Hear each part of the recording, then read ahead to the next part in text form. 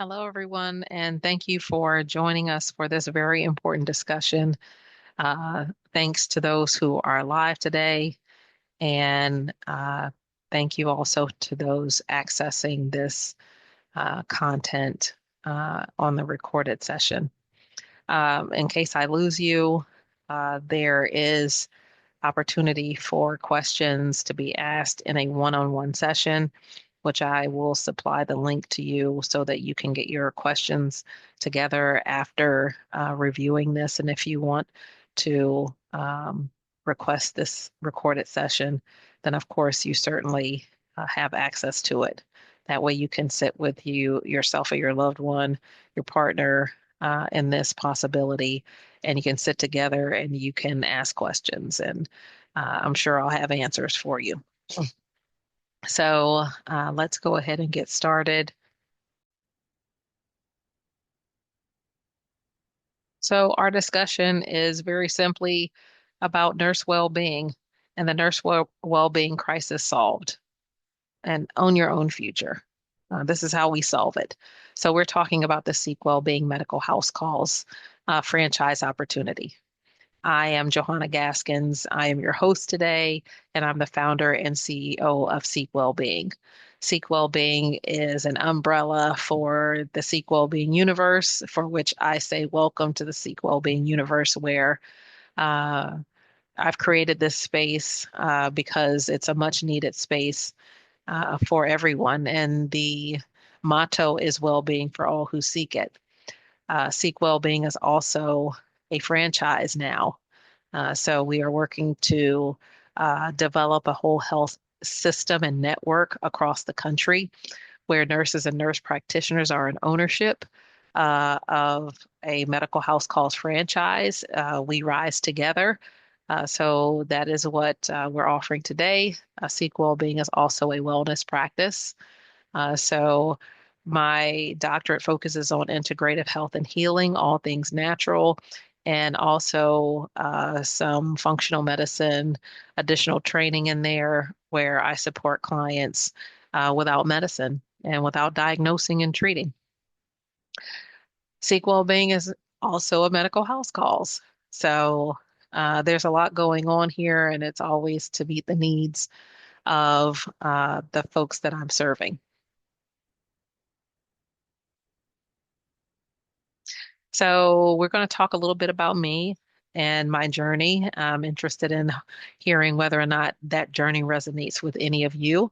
And we'll talk about the trends because as an entrepreneur, it's very important that you understand the trends going on politically, socially, what's going on in your community. Uh, if you're an observant person, you can kind of watch things happen, and you're either going to be ready for those things or they're going to catch you by surprise. So if you're taking this journey alone and whatever it is you're interested in doing, keeping up with the trends is always going to be important for you and your success. You'll also watch the franchise video if you haven't already watched it. We'll talk about the franchise brochure, which has the offerings for this franchise opportunity in a very basic level. It doesn't have the meat in there because, of course, if it has the meat in there, what am I doing franchising? Uh, I was also asked in one of my previous talks, what does care look like under Seek Wellbeing? What is this integrative and well-being focused approach? So I figured I would give you a simple case study so you can take a look at that. Of course, it doesn't have everything there, but you'll get to understand what it means. And then we'll go over next steps and how you can access me for questions by scheduling a one-on-one. So I am a nurse by background. I graduated from an HBCU. I also failed from that HBCU. So when I first started out, I wasn't a nursing major. I was going away to Dillard. I was 18 years old, 19, and I had no clue what I wanted to do. Um, that short story is very short because I wound up flunking out of school. I had a 1.5 and a 1.8 GPA. I did a lot of partying. I come from a very conservative family where I was, you know, child to a couple of preachers and being in New Orleans, let's just say I was like a fish out of water.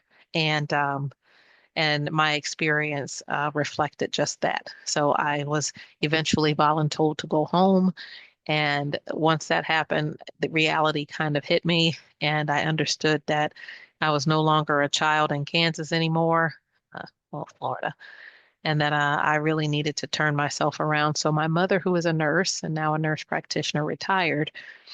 She recommended that I become a nursing assistant, which I didn't know what that was. And of course, after I finished vomiting in my mouth when I found out, uh, I reluctantly uh, sought some kind of training because I had none, and became a nursing assistant. And I eventually loved it.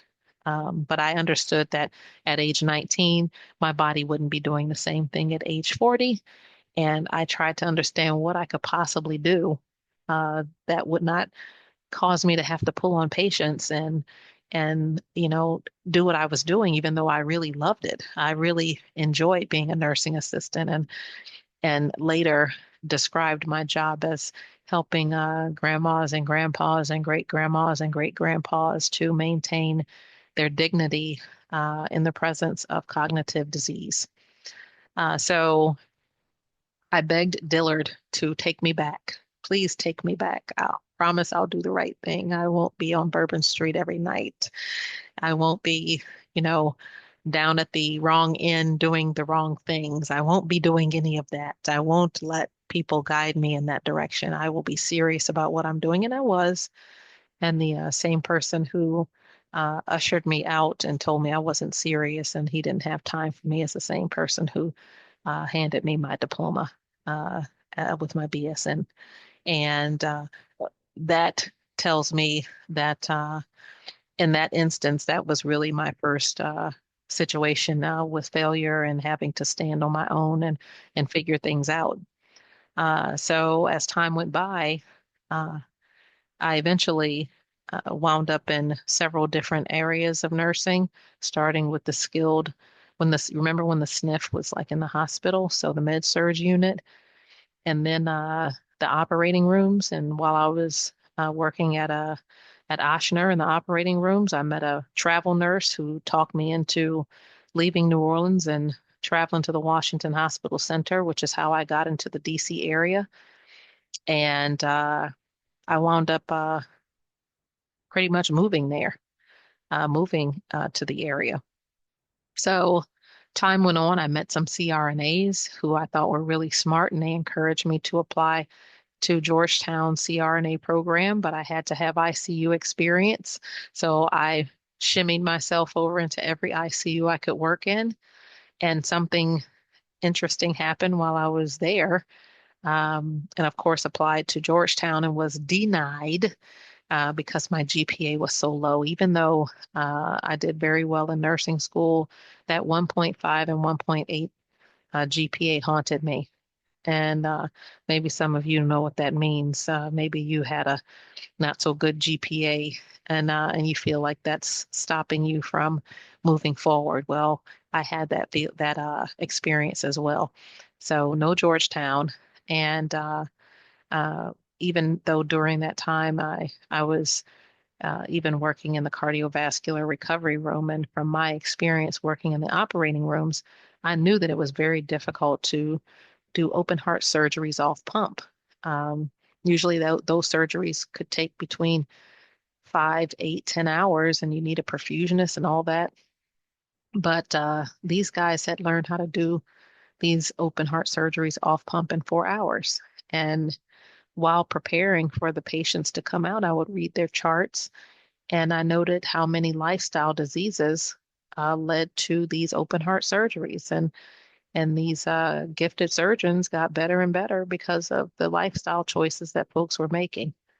I didn't see anybody who had a genetic problem. Um, they were just all smokers, or if they weren't smokers, they had heart disease, stress, obesity, type 2 diabetes, um, hypertension, hyperlipidemia. Some of them worked in stressful jobs. And I just thought to myself, I wonder if the smart people could start working on the front end instead of the back end. So I I started to really listen to my own words and those curiosities really resonated with me. And that's when I decided that maybe this CRNA thing was not for me, that maybe, I could really um, follow my dream to just do what my soul's desire was and not go into something that prevented this kind of thing. So I moseyed myself out of those areas and somehow wound up in interventional radiology and applied to a program at the University of Minnesota, which was a DNP program, which I didn't even know what a DNP was, but the program was Integrative Health and Healing, and it was all things natural in the healing process. There was self as healer, aroma therapy or essential oil therapy, Reiki, energy healing. There was uh, health coaching, so many um, aspects of the healing process that mindfulness, all this. Uh, but I wound up in a really scary situation during graduate level statistics, which I didn't understand how I wound up in graduate level statistics. I wanted to learn Reiki. I wanted to learn essential oil therapy. Why was I in statistics? Well, I wound up getting bilateral pulmonary embolus and almost dying in 2014. And, when that happened, it sort of changed my whole focus and mindset because for one, I didn't know how this happened to me. I wasn't a smoker. I wasn't on any birth control.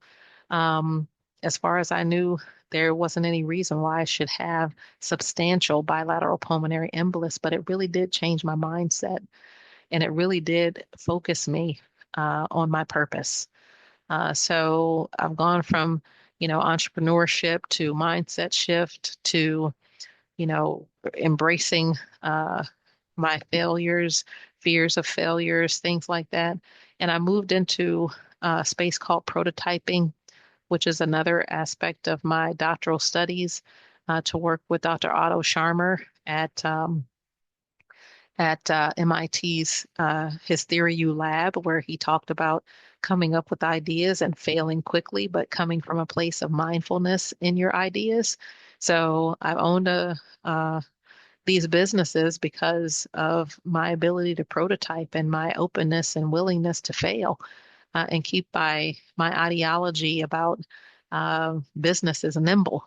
I mean, they're my babies, but I'm sharing my babies because it's an important thing to do, and also the belief in purpose and relevance has gotten me to this point. And I'm pretty sure that some of you out there have been in this place where you've had your ups and downs and your challenges. Some of you, unfortunately, have allowed those challenges to stop you.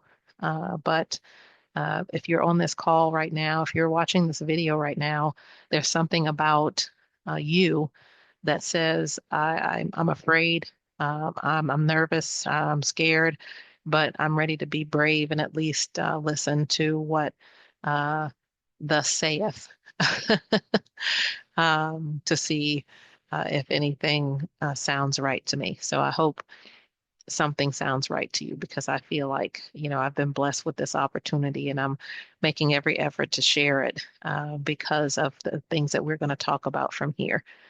So we'll just move on and keep talking to see if anything that I've experienced resonates with you. Oh, I do want to say that eventually I did go to Drexel University and I made that decision because I wasn't interested in prescribing medication, but I did attend Drexel University after attending an international integrative nursing symposium where Dr. Andrew Weil, Weil, was talking about the significant role that nurse practitioners would play in deprescribing medications for patients. And in 2017, when I started the wellness practice, I didn't have any prescribing authority, but I understood that um, folks were on medications. And as my clients got well, I didn't have the authority to stop them from taking their medications. and their providers wouldn't do it because they didn't understand the things that we had learned during that time. We learned about DNA, we learned about their nutrition and their deficiencies and the gaps in what their DNA could do. We restored a lot. And then after that, it was like they don't need this medication anymore. But who was I? And also, they are the ones who catapulted me into the medical house calls because as they felt better, they would say, my mother needs somebody like you. Do you accept insurance? Because my wellness practice was all cash based. Do you accept insurance? And the answer was no, I do not. So there were twists and turns with that. When I started the medical house calls, I did not get paid for a year. I had a mentor. That mentor instructed me that I could not quit my full-time job until I had 100 patients. And that is exactly what I did. But that first year, um, while I was building up to that, I never got paid. So whatever it is that you're doing, I don't know if you're just rolling out like that, and if you can afford not to be paid for a year, but I was glad I had my full-time job as I was doing this great experiment. So, for what I have done now in this house calls practice, um, we've just delivered care to over 1,000 patients. I really do very little networking or advertising because when you do good work, the way we do it, we set ourselves apart by our model, and people hear about us and they want what we do. And we've kind of worked out so many of the kinks and created the blueprint. And the reason why I've decided to um, franchise the medical house calls, I did think about going from state to state and starting a medical house calls practice in every state that I thought could handle this process with nurses and nurse practitioners and ownership. So I look for the autonomous states and things like that. And I just decided that part of what I wanted to do and the beauty of having this and not expecting to have this, so I felt like it was God sent, was to also position my fellow nurses and nurse practitioners to be owners, owners over their own life, to stop talking about the whole burnout thing and do something about it. But I also understood that sometimes you take that emotional beating and it makes you feel stronger. Like, look, I had my beating and look, I'm still standing. So, all that conversation about having resilience and martyring yourself, fighting through it, and the violence, I mean, it's just too much. So, um, it's just too much. And, sometimes that's what we're used to. And to have somebody say there's a different way, you're more afraid of the possibility of the different way than you are. It's almost like dancing with the devil. So nurses know burnout, nurses know understaffing, nurses know not getting, you know, a leadership position. They know being discriminated against. They understand incivility and violence and all that. And a lot of nurses are more comfortable with that than if I told you that next year you could be in a different place and you would not be talking about burnout or violence against you, or whether you were overlooked for a position you probably didn't want anyway. If I could tell you in a year you could be in a different place, would you accept it? And there are some that would say no. And that's just the reality. So I'm hoping that because you are accessing this video, that you are saying yes. I hope so. So the current trends in healthcare and nursing and the nursing profession, this part is important because anybody out there who's trying to have a business of any kind, understanding the trends will help your business succeed or it will cause it to fail. So when you own your own thing, it's not like you're passive. So if you're working for someone right now, all the risks is being taken by the person who owns the job that you work for. So you're really getting compensated for not taking any risks. You're really being undercompensated because you really don't even know how you're getting paid. You don't even know what you're worth. And for that ignorance, and I mean that in the nicest way, you're getting a very big pay cut. So the more you know about your worth, the more you're likely to have an entrepreneur's mind. Otherwise, as long as you're just getting your pay rate according to what they've budgeted for you. You're accepting that because it may be a paycheck that you feel like is at least coming versus one that may not be coming. But there is a consequence to having that type of mentality. And I hope I say something that helps you shift that mentality because what we need as nurses is a mindset shift. So we move nursing into the next generation and iteration of who we are capable of being. I'll also say that as long as you're living in someone else's universe and you are not at the table of how that universe is constructed, you can almost see yourself as almost a byproduct of whoever created that space. Okay? Just keep that in mind as we're talking. So, the trends that we're going to focus on nursing shortages, telehealth expansion, technological advancements, the evolution in the roles of and responsibilities of the nurse practitioner, focusing on mental health, sustainability in healthcare, and a need for cultural competence.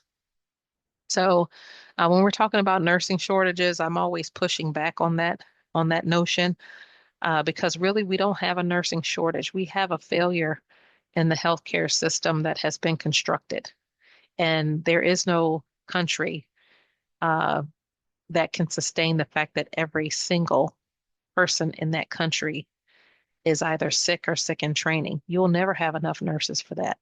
You can ship them in from everywhere you want. You'll never have enough nurses, and COVID taught us that, especially when nurses were also getting sick during that time. It should have told everybody that works in healthcare that this country is in trouble because we don't have enough nurses if every single person is sick. So wrap your head around what happened and where we are as a country when everybody is free to have it their way. And even if you're eating well, there's something polluting the water, there's something polluting the food, there's something polluting the air. So even when we're doing our best, there are still environmental factors uh, that will impede our progress toward health and well-being. So if we can mitigate some of those risks, uh, we can certainly position ourselves to fare out better. One of the things that we could also do, which I learned while studying functional medicine, is that we can understand our own DNA and we can understand where we are struggling, where our cells are struggling to keep up with the level of the impact of toxins and our toxic burdens in our body. So that's just another aspect. So, and also we were educated in a way that was really kind of antiquated. You have the right idea when you have nurses who have a requirement to pass biochemistry, organic chemistry, biology, um, chemistry, all these sciences, but then we didn't use it. But I found when I studied functional medicine, I was like, holy crap, if we would have just not gotten in bed with the American Medical Association, and if we would have stood in our own selves and understood that nurses are not glorified healthcare secretaries or assistants, we could have stood in our own career path and been nurses and been holistic in how we thought and been a part of the revolution where food is medicine and nutrition is medicine and hydration and sleep is medicine and laughter is medicine and prayer and spirituality and meditation is medicine. All these ways that nurses are perfectly positioned to support our own health and well-being, our families, and then the communities that we serve. And that is my vision. So I do not think that we have a nursing shortage. I think we have a failed healthcare state that was constructed by the American Medical Association all the way back to the Fitzgeralds or what are they called? Not the Firestones. What are those very rich billionaires that decided they were going to take over all of our programs? Even at the University of Minnesota, they had a huge homeopathy school of homeopathy, but in comes the American Medical Association and said, if you want your school to be taken seriously, you'll get rid of that homeopathic way, and you'll start having yourself a medical school here. And I mean, you got to be sick to even find medicine relevant. What happens if you're not sick? Well, I mean, somebody's got to get sick. So that's, part of the reason why I do what I do, because we have to move away from what we've been doing. And I feel like we're perfectly positioned to do that under medical house calls. The telehealth expansion, yes, telehealth is great. With the legislation that passed with the infrastructure bill, it did bring broadband and all these things to some of the rural areas. None too soon, because now a lot of the hospitals are closing in rural areas. So if telehealth visits are something that we can do to make sure folks get care, that's what we should do. So it sort of makes things more equitable if folks are getting the care. But it does matter what kind of care that they're getting. If they're getting pills and such versus true restoration of their health and well-being, then they're really not getting anything at all. Technological advances with AI and machine learning. I personally welcome AI because I think at some point we're going to be able to prick a finger, put a dot of our blood in something, have our body scanned, and a computer is going to, for one, tell us what's wrong with us today, tell us how we can bring balance and restore our cells back to optimal functioning, and then this is what we need to do to maintain. I feel like if we at least have that, and it's going to take seconds versus hours, days, months, years to get done. For one, we're going to put a lot of industries and systems out of business. But we are always going to be relevant because we can provide that support to our clients. So if we are moving into, 2030, 2040, and we're still alive and working, I look forward to the time when we are not all, with a tumor growing somewhere, because something is going to help us or our children stay better. So we can focus our efforts on, something else in the world that's needed. Also, with the education of our young nurses, we're just pumping out nurses that have no skills and that have to learn their skills in the hospital. So I do applaud the simulation, but just take, for instance, putting in a Foley catheter.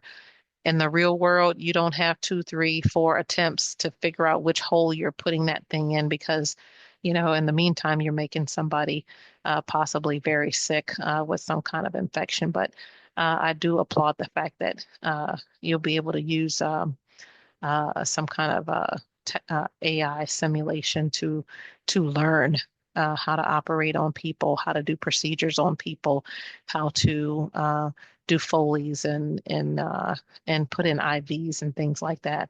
Uh, so that part is okay. But our true focus needs to be, how do we prevent folks from even needing any of those things?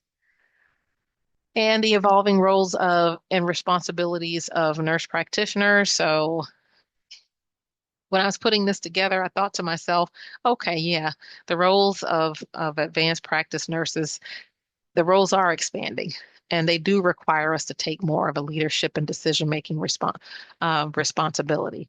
Where are we doing that? Are we doing it in hospitals? When's the last time you heard a physician take leadership information or advice from a nurse practitioner or a nurse?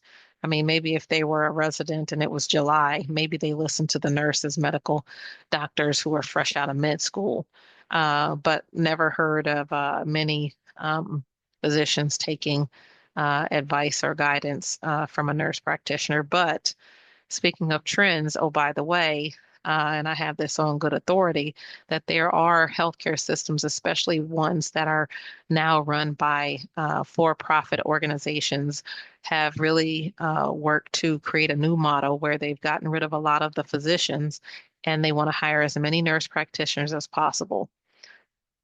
Maybe that's a good thing, but they're doing that to increase their profits, and that still leaves nurse practitioners making less money versus more. So they're really using us to increase their profits, but not to change the outcomes of our lives. And nurses are just a byproduct of, their universe where you're kind of the same as the janitors.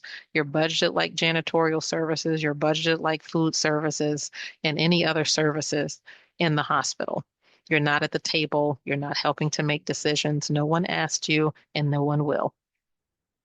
And that's just the reality. So we do have different areas of specialty that we're working in now. Psych mental health is a big thing now. Um, but you have nurse practitioners that are getting out of the hospital and going into aesthetics and dermatology, places where, they can get procedures done, they can get their plastic surgery done, their Botox done. Um, and, they're just living their best lives. And there are more entrepreneurs out there that are getting into a lot of different areas, whether it's education or, I can help you make a seven-figure salary kind of thing. Whatever the case may be, I'm not averse to any nurse or nurse practitioner out there doing your thing. As a matter of fact, I want to help you manifest that, even if it's not with the medical house calls. What is it that you love to do, and how can we monetize it for you? How can we take your clinical skills that you've been working so hard to do and marry that with your passion to create something equitable and profitable for you? That is the question. That is how we should be thinking. I don't care about the job posting on Indeed and ZipRecruiter that wants to pay you $120,000 a year. Who cares about that? That is such little money, and you're not going to be able to retire with anything making that little bit of money. So come on.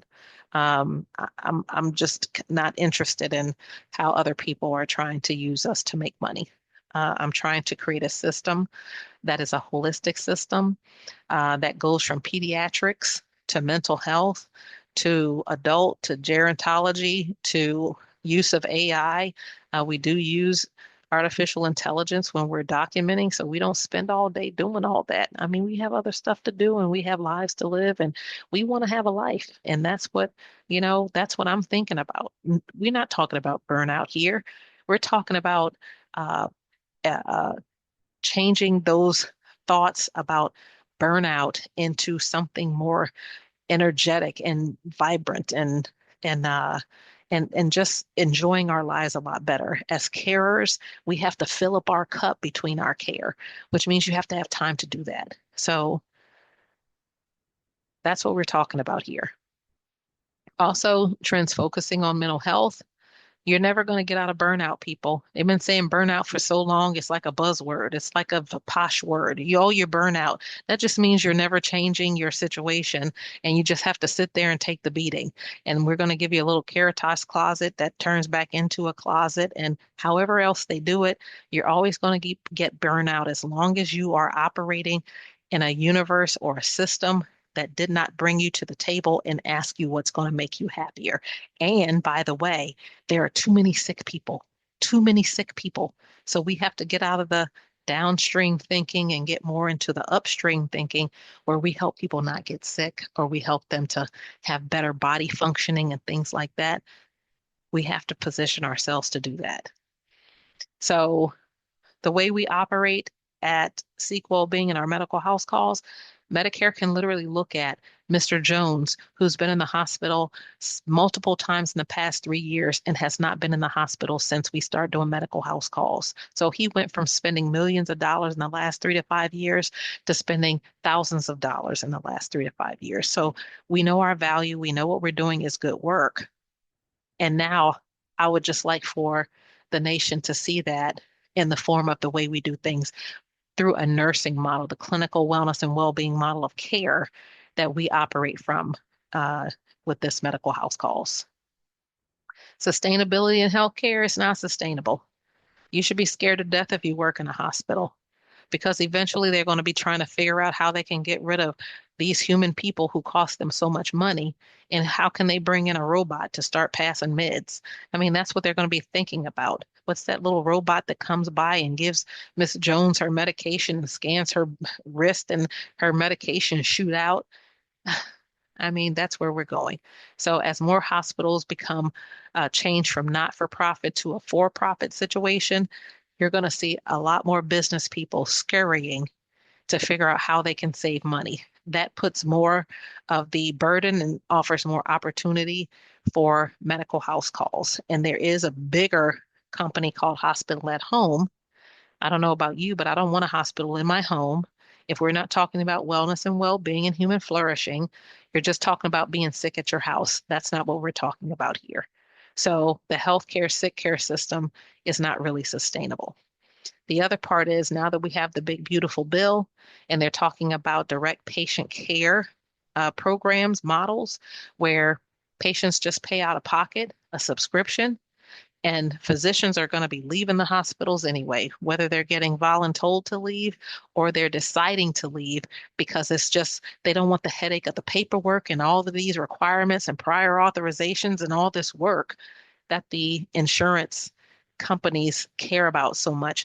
And insurance companies are going to lose if that becomes the case because folks are just in a position to pay a $99 a month subscription versus paying for that expensive health care that doesn't get them half of what they could get just by having this kind of a situation set up. So more to come with that.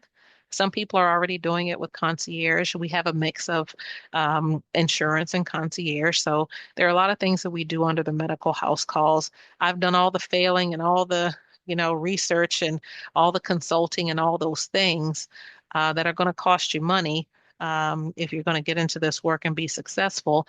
And you just really don't have to, which is why we are offering a franchise situation because we have the blueprint. So, need for cultural competence. I talked to a lot of folks recently at the National Black Nurses Association 53rd conference that was in Dallas, Texas. And we all talked about what it meant to have folks who, can walk into a place and embrace someone for being culturally different. And that's important.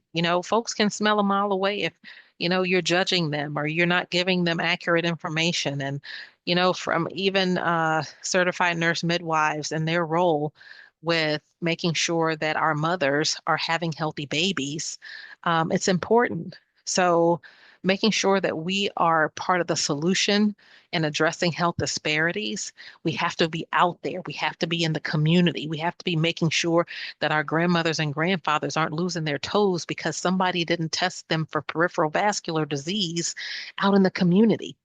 They're waiting until they get all the way to the hospital and then have to deal with that more expensive care. And then maybe they deal with somebody who really doesn't, want to care about them. They're judging them, whatever the case may be. There's a lot that we can do upstream on the front end. So after we take a breath,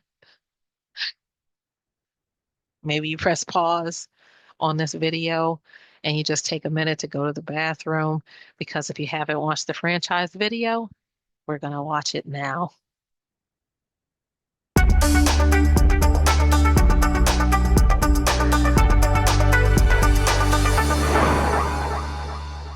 Hello, I'm Dr. Johanna Gaskins, founder and CEO of Seek Wellbeing, an integrative wellness and medical house calls practice focused on empowering individuals to reclaim their health and well-being.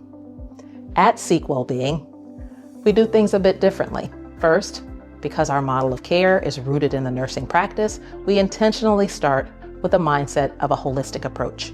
Second, whenever possible, over time, we explore the root causes of discomfort and dis-ease, rather than merely using pills to manage every symptom.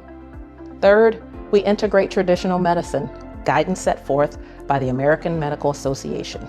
Fourth, we use health coaching practices to meet people where they are in goal setting so we understand what's important to their medical and healing journey.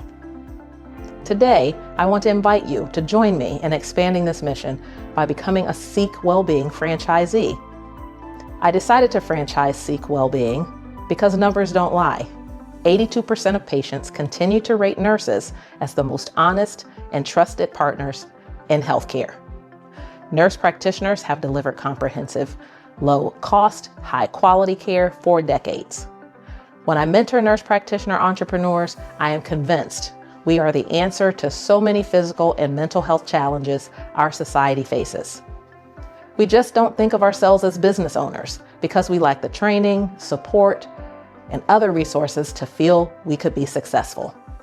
Many of us are working for hospitals and at traditional fast-paced doctor's offices where connecting with our patients is impossible and we are ineffective with time we have allotted to truly make a difference. But listen to this.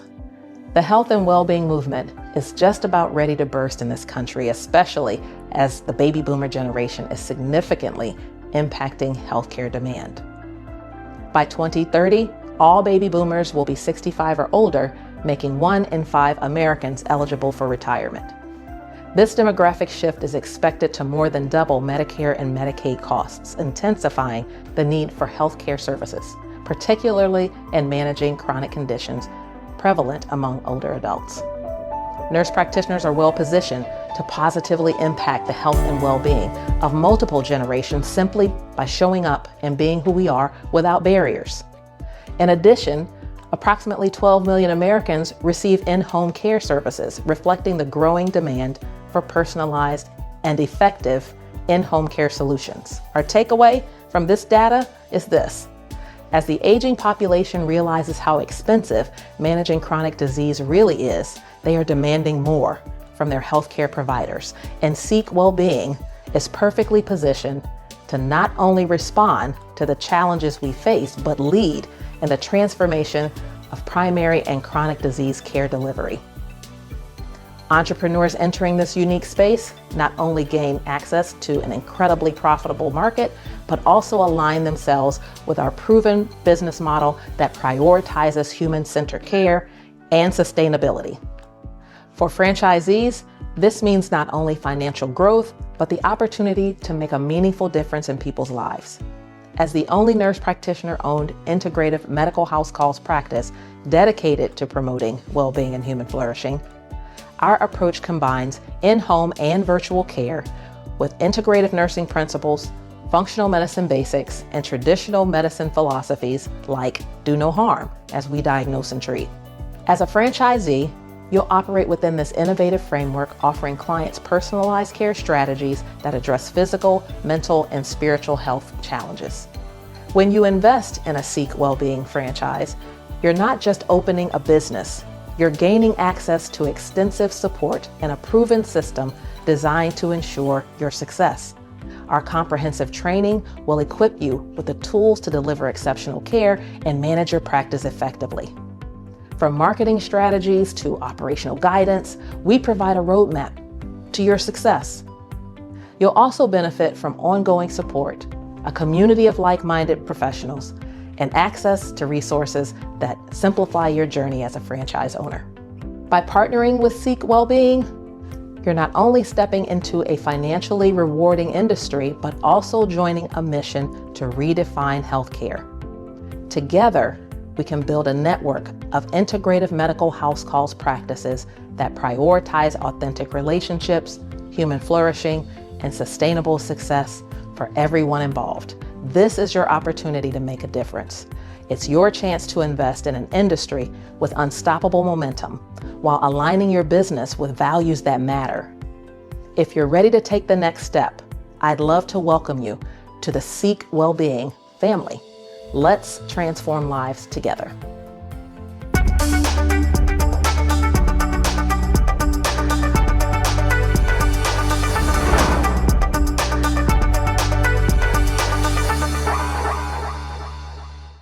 Now we're going to move toward talking about the actual opportunity.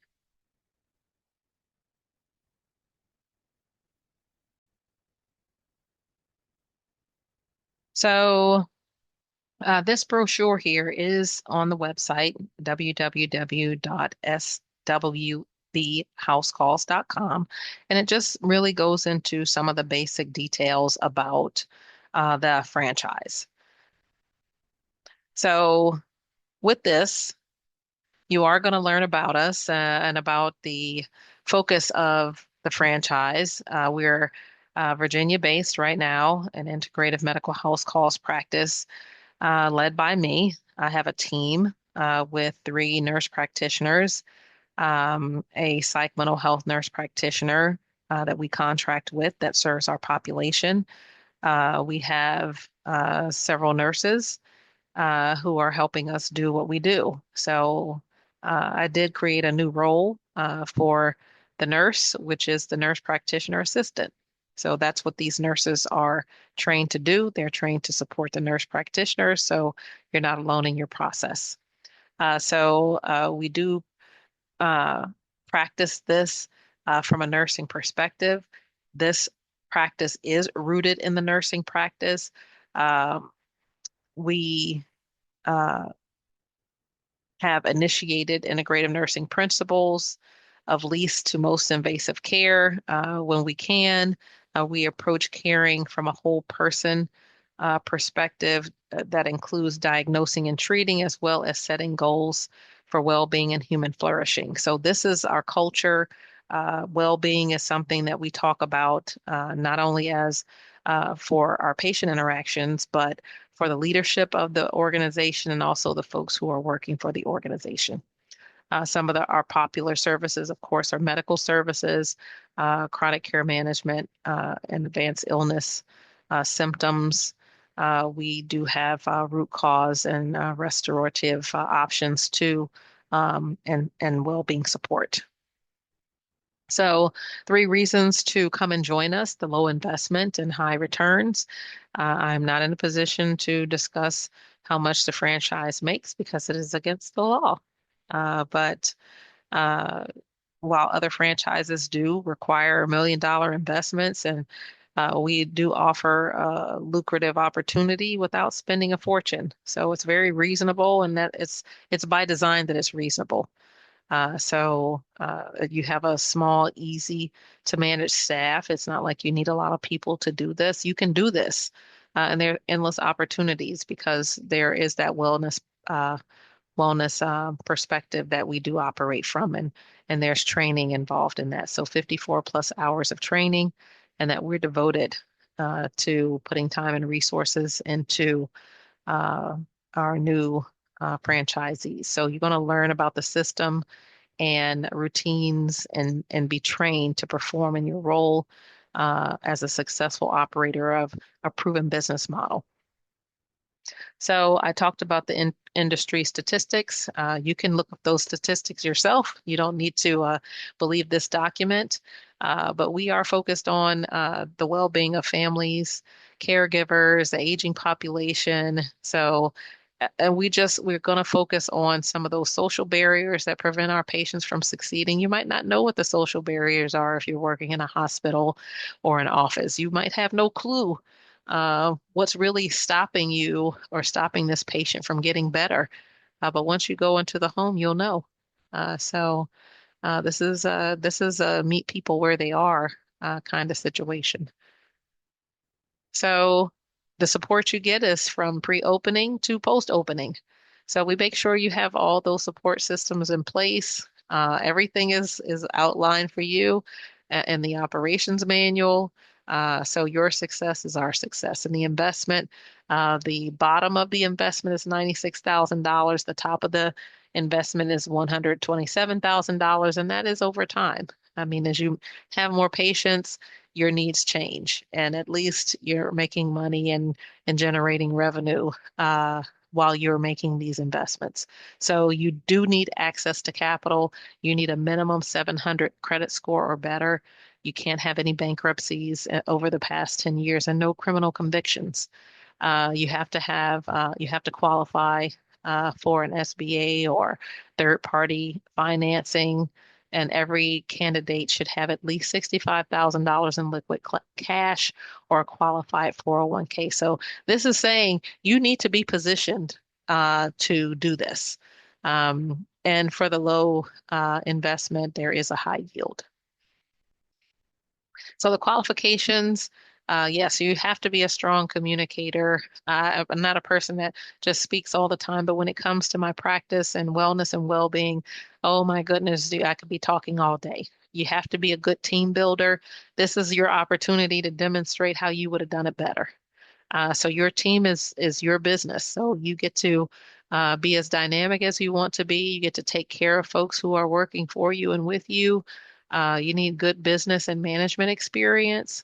And these are just basic business and management experiences. You don't need to have an MBA. If you have one, great. Um, Also, be open to learning and attending company seminars. I dream of having our Seek Wellbeing conference that focuses on the leadership and the employees that are working for Seek Wellbeing and with Seek Wellbeing, and just talking about our dynamic success. We want to talk about, those pain points, how we turned your pain into power, how we transformed your pain into power, how we stopped talking about burnout and things like that. I'm looking forward to the day that we have that. And also, you need to be growth minded. So, if you are ready for those next steps, then we're ready for you. So, you can access this brochure, like I said, on the website, and there is more.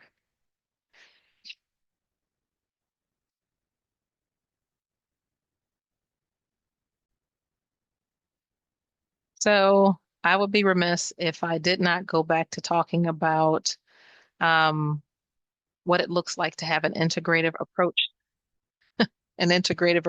to a person's care. You might say, well, what's going to be different from, my diagnosing and treating if it's an integrative approach? Well, I'm glad you've asked because there are so many ways that we did not learn how to take care of people just because we went and got our nurse practitioner certificates or degrees or whatever. I mean, we learn just enough to be as ineffective as the physicians out there who are not looking at a person holistically. So this case study, and this is what someone asked, what is it? What is it going to look like?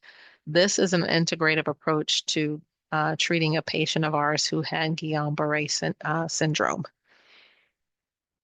So I'm going to leave it to you. If you've never worked with someone with Guillain-Barré, I'm going to let you go look up what that disease is like and how debilitating it can be. Because we got this patient from a colleague of mine who operates her own wellness practice, and her wellness practice is not like my wellness practice, but she focuses on annual wellness visits. And she does those annual visits, and that's how she has established herself. So she had a patient who um, wound up with Guillain-Barré while he was traveling to his home country. I believe it was India or Pakistan or something like that. And when he returned home, he was just debilitated. He was just about bedbound. And she contacted us and she said, Johanna, this guy can't even get out of bed really, so he needs somebody to come and see him. And we did that. And for about 9, 10 months, we truly sat down with him. And over time, we started to understand his goals. We used the well-being model of care and also the clinical wellness and well-being model.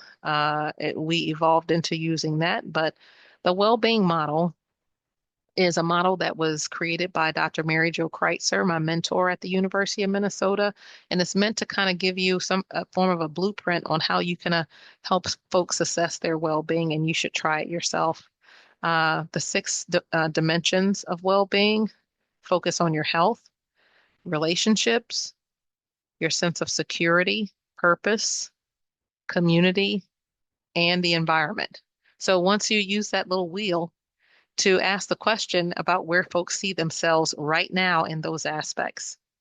Health, meaning all aspects of health, even if it's financial health, mental health, physical. However, how do you see your health? Ask them to define it. When it comes to relationships, what's that relationship like? What is your relationship like with yourself? Are you talking nasty to yourself? Your significant other, your children, friends, your neighbors. What are those relationships like? Security. Do you feel secure? Obviously, this guy didn't have a good sense of security because he used to be a business owner and now he's in bed. How is he generating income? How is he feeling secure about anything that's happening? Is he ever going to walk again? Is he feeling secure in the fact that here I am showing up and what am I going to do for him that the other person couldn't do? Sense of purpose. You feel like are you doing anything that's going to, really impact anybody's life? How do you see yourself now? Your interaction with the community. Do you have any interaction with the community? Do your neighbors come by and check on you? Do you have a church family that checks on you? What's your interaction with your community? Can you go ask for a cup of sugar if you need it? And then what is your connection to the environment? Are you using nature at all as a healing instrument? Do you support nature as the mother? So over time, once you've asked all those questions, the next step is where do you want to be? And of course, this guy just wanted to be up, out of bed, having sex with his wife, plain and simple. So we did go through the evaluation process with a comprehensive assessment. So we did all of our nurse practitioner work, all of our nursing support and things, and we did have a functional approach to resolving the gut dysbiosis with testing and all. And then we managed the symptoms of his pain. He was taking a lot of ibuprofen, which is not good for the gut at all. And we also um, found ways to that he connected with to assess when he's having anxiety and also just apply some holistic care around that.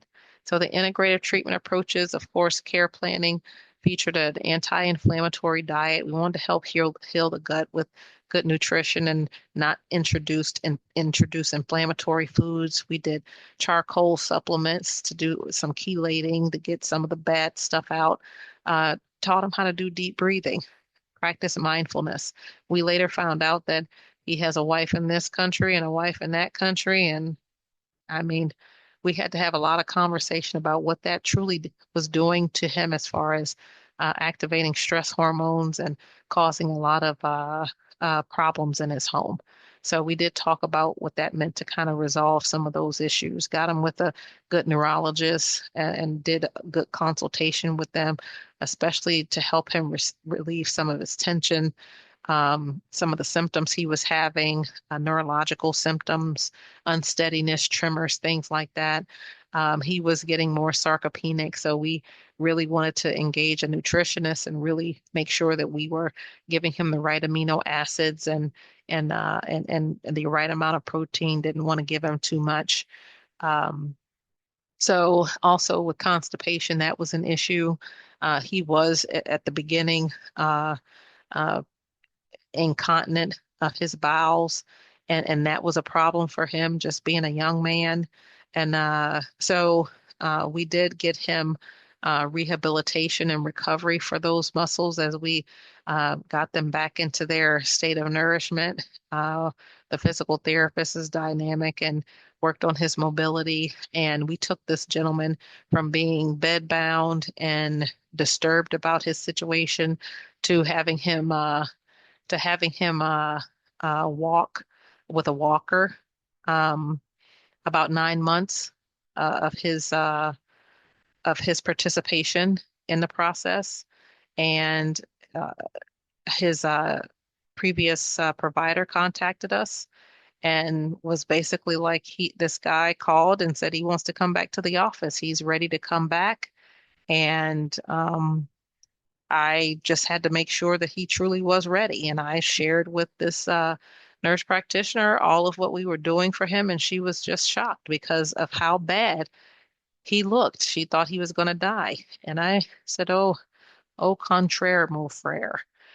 We have him up and moving. We have him, using his walker when he's going distances, and we have him walking with a cane to the bathroom back and forth. He's moving his bowels regularly. He is ready to go. If he says he's ready to get back into the office because he's ready to start living again, I mean, he's not fully using his hands. They don't have the full strength, but he's going to continue to work on that, and he's gotten stronger. So that is the integrative approach we use with him.